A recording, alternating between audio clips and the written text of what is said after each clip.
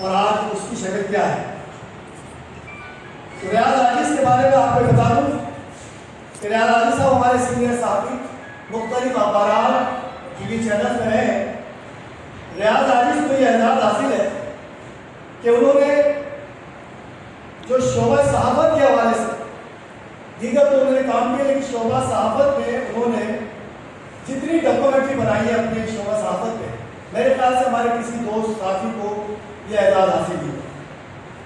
انہوں نے، میں چند کا نام لیتا ہوں، ریاض عاجز نے جو ڈاکومنٹری بنائی ہے اپنے شعبہ صحافت کے حوالے سے، اس میں جناب ہمارے پاکستان فیڈریشن آف جرنلسٹ، ہمارے صحافیوں کے ہمارے لیڈر بانی جناب میناج بھٹا صاحب کو بنائی ہماری documentary, Pakistan federation of journalist جو پاکستان کی سب سے بڑی صحافیوں کی تنظیم ہے، اس کے اوپر ایک ڈاکومنٹری بنائی، سینئر صحافی ادریس بختیار ہارون کے اوپر ڈاکومنٹری بنائی، اور سینئر صحافی نادر شاہ عاطف کے اوپر ہماری ایک ڈاکومنٹری بنی جو ہم نے ادھر ہی اسی حال میں دکھائی۔ اس کے بعد سی آر شمسی ایک ہمارے سینئر صحافی، ان کے اوپر بھی ہم نے ریاض عاجز صاحب نے یہ ڈاکومنٹری بنائی۔ اس کے علاوہ محترمہ آسمہ جہانگیر، جناب حبیب جالب، جناب جان ایلیا، محترمہ فاطمہ جینا، اور اس کے علاوہ کوٹا سسٹم کے اوپر اور بہاری کیمپ پہ بھی ایک ڈاکومنٹری بنی۔ اس کے علاوہ ٹریڈ یونین کے حوالے سے بھی کام ہوا کہ ٹریڈ یونین کا اردو زبان کیا ہے۔ تو اس قدر جو ہماری ڈاکومنٹری بنی، اس کا جو کریڈٹ ہے وہ ریاض عاجز کو جاتا ہے، اور ریاض عاجز کے پاس کوئی بہت بڑی ٹیم نہیں، ریاض عاجز نے تنے تنا یہ سارا کام کیا، اس نے لوگوں کے انٹرویو بھی کیے، اس نے ریسرچ خود کی، اس نے لوگوں کی کیمرہ بھی خود چلایا، اور اس کے بعد ڈاکومنٹری کی جو ایڈیٹنگ ہے وہ بھی خود کی، دوستوں کے ساتھ، کچھ ان کے دوست ان کے ساتھ معاونت کی، لیکن ریاض عاجز کا کام ہے جس میں ان کو سلوک پیش کرتا ہوں۔ تو دوستو آج کے بارے میں آپ کو بتانا چاہوں کہ آج کی جو ہماری ڈاکومنٹری ہے پاکستان میں دم توڑتا پرنٹ میڈیا، پہلے ہم اس کی آپ کے ساتھ رونمائی کریں گے، کیونکہ اس سے پہلے کہ اس کو ہم میڈیا میں اس کو یوٹیوب پہ اور دیگر پہ دیں گے، تو ہم اس سے پہلے آج اس کی آپ کو اس کا پریمیئر شو ہوگا اور اس کو ہم آپ کو دکھاتے ہیں۔ اس کے بعد ہم تمام مہمان گرامی جو ہمارے آ چکے ہیں، جو آنے والے ہیں، وہ اس کے اوپر اظہار خیال بھی کریں گے۔ تو میں سب سے پہلے گزارش کروں گا اس کو ویڈیو دکھانے سے پہلے ریاض عاجز صاحب سے کہ وہ چند جملے اس حوالے سے بتائیں، اور اس کے بعد ہم دکھائیں گے۔ ریاض عاجز صاحب۔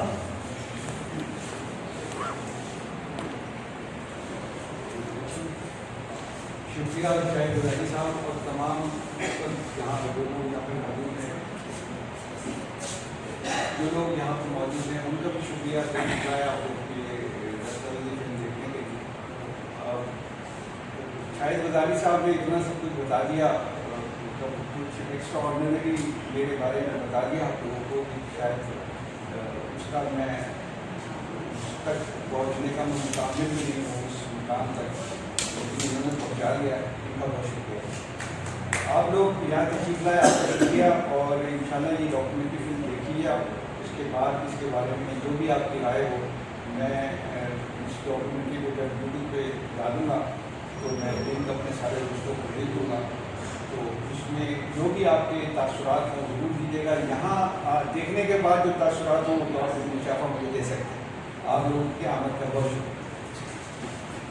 تو اب آپ نظر میں پاکستان میں دم توڑنا ویڈیو میڈیا دوسرے آگے میں بہت مشکور ہوں جناب ڈاکٹر عبدالجبار خان صاحب کا، نصیر ہاشمی صاحب کا، جناب جی جمالی صاحب کا، اقبال ہند صاحب کا، اور دیگر جو بھی دوست میرے یہاں پر آئے، بہت مشکور ہے کہ آپ پاکستان میں دم توڑنا پرنٹ میڈیا کے حوالے سے آپ نے ریاض عاجز کی ڈاکومنٹری دیکھی۔ تو میں اس پہ اظہار خیال کرنے کے لیے جو دوستوں نے دیکھا اس میں کافی ہمارے سینئرز نے اس پہ اظہار خیال کیا ہے، میں چاہوں گا تھوڑے سے کمنٹس ہو جائیں کہ ریاض عاجز کی کاوش کیسی رہی، گو کہ آپ کو بڑی اسکرین کے اوپر کچھ جو عزت کا مسئلہ تھا وہ نظر آیا ہوگا، یقیناً جو آپ یوٹیوب پہ دیکھیں تھوڑا سا واضح ہوگی، لیکن جیسے میں نے بتایا کہ ریاض عاجز بالکل تن تنہا کام کرتے ہیں، پوری پروڈکشن ٹیم خود ہی ہے وہ، اور یہ جو کام کرتے ہیں اس سے کہیں نہ کہیں کوئی خامی اور کوئی کوتاہی ضرور ہوگی، لیکن اگر آپ لوگوں کو تعاون ہے تو ریاض علی نے اس طرح میں آپ کو بتایا کہ سب سے زیادہ پاکستان میں اگر شعبہ صحافت میں اگر کسی نے ڈاکومنٹری بنائی ہے صحافیوں کے اوپر، صحافیوں کے احوال کے اوپر، تو وہ ریاض علی نے بنائی ہے. تو میں سب سے پہلے میرے بات جب ہوئی ہے، ذکر ہو رہا ہے کہ پرنٹ میڈیا کا زوال کیسے ہوا، تو میں سب سے پہلے بات کروں گا جناب کہ پرنٹ میڈیا کی سرکولیشن جو کبھی لاکھوں میں ہوتی تھی وہ اب سینکڑوں میں بھی نہیں رہی. تو میں اقبال نور صاحب صدر انجمن اخبار فروشاں سے گزارش کروں گا کہ آپ آئیں اور کچھ اپنا حوالے سے انتظار کریں.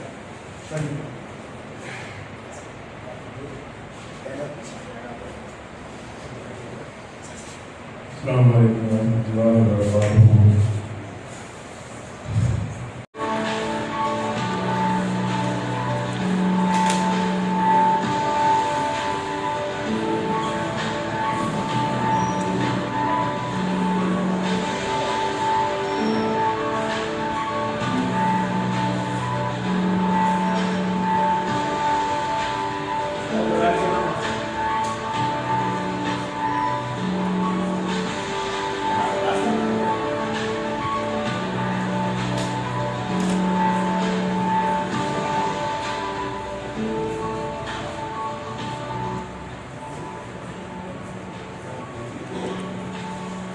پاکستان میں پرنٹ میڈیا کی عمر پاکستان کی عمر ہی کے برابر ہے.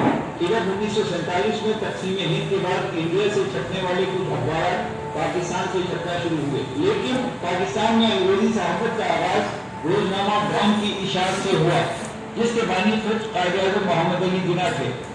1947 میں آزادی کے بعد چند ہی اخبارات پاکستان سے شائع ہوتے تھے. اس کی بنیادی وجہ یہ تھی کہ اخبارات کی سیل نہ ہونے کے برابر تھی، کیونکہ پاکستان میں لٹریسی ریٹ بہت کم تھا. لیکن جب اخبارات مسلسل شائع ہوتے رہے اور پاکستان میں سیاسی اتار چڑھاؤ بڑھتا گیا اور سیاسی رنجشوں اور رقابتوں میں اضافہ ہوتا گیا، تو لوگوں کی خبروں میں دلچسپی بھی بڑھتی گئی اور اخبارات کی سیل میں بھی اضافہ ہونے لگا. ایک اخبار خریدا جاتا تھا اور پھر محلے بھر میں وہ اخبار پڑھا اور سنا جاتا تھا. عام طور پر شام کے اوقات میں گاؤں دیہاتوں میں لوگ جمع ہو جایا کرتے تھے اور کوئی ایک خواندہ یا نیم خواندہ شخص اخبار پڑھ کر سنایا کرتا تھا اور پھر سب بڑے غور سے تمام اخباری خبروں کو سنتے تھے. اور اس کا سلسلہ یہ کہ بعد میں تمام خبروں پر اپنی اپنی عقل و فہم کے مطابق کھل کر تبصرے بھی کیا کرتے تھے. اس زمانے میں خبروں کا دوسرا ذریعہ ریڈیو تھا، مگر سرکاری ریڈیو پر اس وقت بھی وہی خبریں نشر ہوتی تھی جو لوگ سننا نہیں چاہتے تھے، اور شاید اسی وجہ سے اخبارات کی سیل میں اضافہ ہوا اور پاکستان میں اخباری صنعت نے قدم جمانا شروع کیے. چھوٹے علاقوں میں خاص طور پہ جہاں دیہی علاقے بھی کہہ سکتے ہیں یا کم شہری علاقے کہہ سکتے ہیں، وہاں اکثر یہ ہوا کرتا تھا جو گھر میں اخبار آتا تھا یا ہوتے میں اخبار آتا تھا، وہ ریڈیو میں اخبار جا کے پڑھتے تھے اور باہر والے بلند کرتے تھے، اس کو سننے کے لیے لوگ جمع بھی ہو جاتے تھے اور خبروں سے جن کو دلچسپی تھی وہ موقع سے ریڈیو میں انہوں نے ایک ٹائم مقرر کیا ہوا تھا جن کو جمع ہو کر اخبارات کی خبر سنا کرتے تھے. اخبارات کے عروج یا پرنٹ میڈیا کے عروج کا زمانہ 3 دہائیوں پر نہیں رہا، کم از کم 3 دہائیوں 50 سال اور 70، اس کے بعد 80 تک بھی سلسلہ چلا. اور مجموعی طور پر جو 3 بڑی دہائیاں ہیں پرنٹ میڈیا کی وہ ہے 60، 70 اور 80، لیکن اس کے عروج کو بہت زیادہ آنا چاہا اخبارات کے عروج کو. لیکن پرابلم جو رسائی یہ ہوئی کہ جیسے کہ ہر جگہ جگہداری ہوتی تو اخبارات کے اندر بھی جگہداری تھی. جب پاکستان میں سیاستدانوں اور سیاست کو ختم کرنے کے لیے فوجی راج شروع ہوا، یعنی جنرل ایوب خان کی ڈکٹیٹرشپ کا دور شروع ہوا، تو ملک میں گھٹن کا ماحول بڑھ گیا اور بولنے، لکھنے اور سننے پر پابندیاں عائد کی جانے لگیں. لیکن اس کے باوجود اخبارات کی سیل بڑھتی گئی اور لوگوں میں ملکی حالات جاننے کے حوالے سے دلچسپی میں بھی اضافہ ہوتا گیا.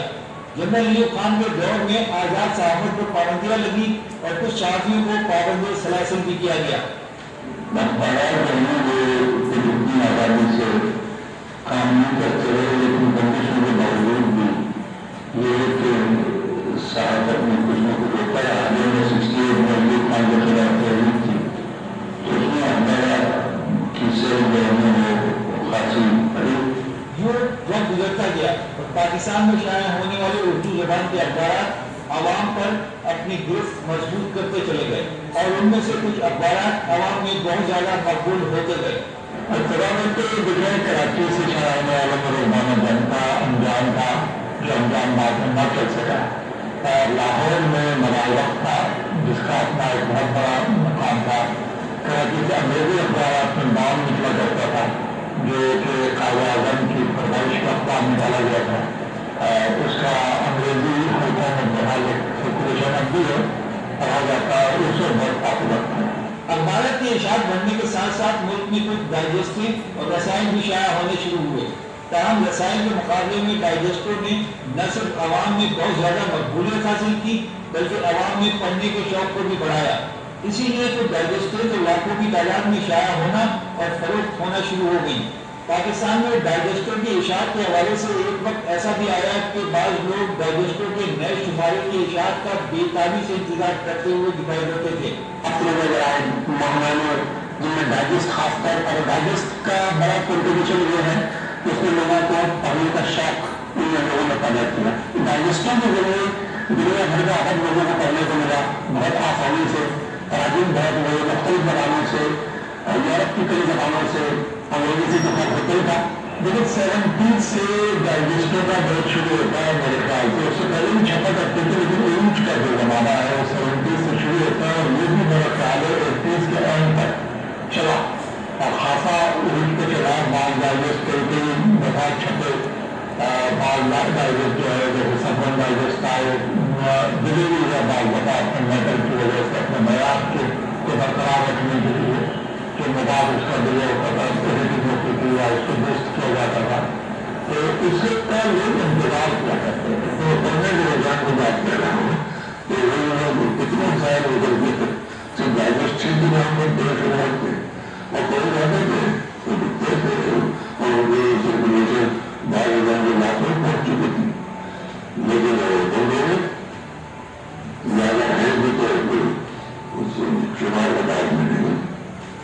ڈائجسٹ میں تقریباً ختم ہو گیا. ڈائجسٹ میرے ہم زندہ ہیں جو سوشل میڈیا کی طرف آ گئے ہیں, جو اپنی اشاعت اس طرف زیادہ بڑھا رہے ہیں یا دے کے چل رہے ہیں. ورنہ وہ جو پرنٹ میں جو آتے تھے ڈائجسٹ سے لوگ انتظار کیا کرتے تھے. جب وہ سبرنگ آتا تھا, جاسوسی ڈائجسٹ آتا تھا تو لوگوں کی لائنیں لگی ہوتی تھی پہلے دن خریدنے کے لیے.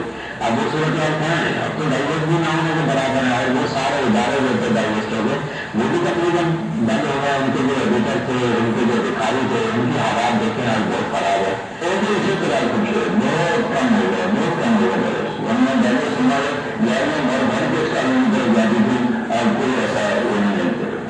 اس صورتحال میں عام اور دلچسپ بات یہ ہے کہ پاکستان میں اخبارات, ڈائجسٹوں اور کچھ رسائل کی اشاعت بڑھنے کے باوجود حکومت نے اخباری کاغذ مقامی طور پر تیار کرنے کے حوالے سے کوئی منصوبہ بندی نہیں کی. بنگلہ دیش بننے سے قبل بھی اخباری کاغذ بنگال سے آتا تھا, جبکہ بنگلہ دیش بننے کے بعد یہ اخباری کاغذ انڈونیشیا اور دیگر ممالک سے درآمد کیا جانے لگا اور یوں وقت گزرنے کے ساتھ ساتھ اخباری کاغذ مہنگا ہوتا چلا گیا اور اخبار کی قیمت بھی بڑھتی چلی گئی. لیکن اس میں ایک وجہ یہ ہے کہ ہماری اخباری صنعت کو زندہ رکھنے کے لیے کبھی پلاننگ کی ہی نہیں گئی. بدقسمتی سے پہلے جب اپنا مشرقی پاکستان اور مغربی پاکستان ایک تھا تو اخباری کاغذ مشرقی پاکستان سے آیا کرتا تھا. جب ڈھاکہ فعال ہو گیا اور مشرقی پاکستان سابق مشرقی پاکستان یعنی بنگلہ دیش بن گیا تو وہ کاغذ آنا بند ہو گیا. اس کے بعد سے کچھ بڑے ملک سے کاغذ آتا تھا, کبھی کوریا سے, کبھی کہیں سے, اب بھی آتا ہے بیرونی ملک سے, جو بہت مہنگا پڑتا ہے. اگر اس دوران یہاں کوئی یونیورسٹی کاغذ کی لگا دی جاتی میرا خیال ہے اخباری دنیا کو اتنا نقصان نہیں ہوتا. لیکن